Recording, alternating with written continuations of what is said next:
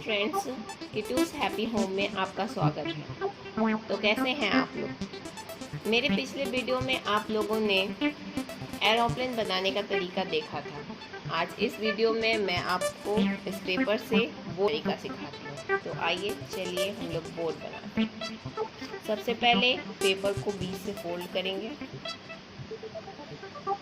अभी लॉकडाउन का समय चल रहा है, इस समय बच्चे घर में वो नहीं करते हैं, तो हम लोग बच्चों को बिजी करने के लिए इस तरह की क्राफ्ट्स सिखा सकते हैं।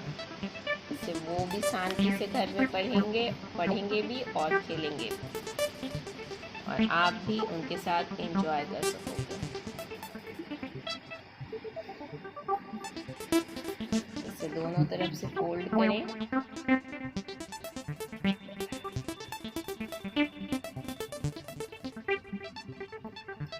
जब मैं अपने बेटे को इस तरह से बोट और एरोप्लेन बना के देती हूँ, वो इससे घंटे भर खेलते रहता है और वो बहुत ही एंजॉय करता है।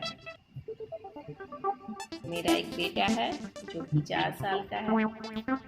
वो मुझे हमेशा एरोप्लेन, बोट्स और ऐसे बहुत सारे क्राफ्ट्स बनाने के लिए बोलता है। वो मेरे साथ बनाता भी है।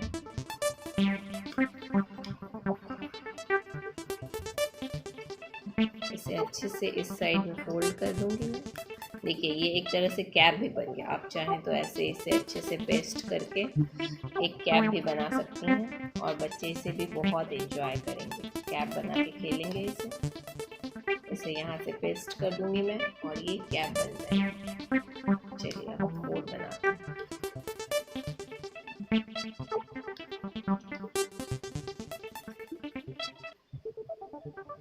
आप इसे डिफरेंट कलर्स के पेपर से भी बना सकते हैं। बच्चे और भी खुश होंगे इसे देख करके। बच्चे पानी के साथ भी इससे खेल सकते हैं।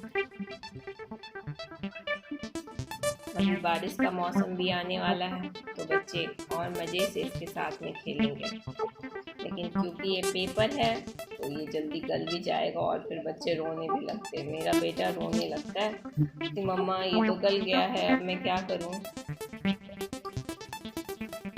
तो देखिए, ये बोर्ड बनके रेडी है।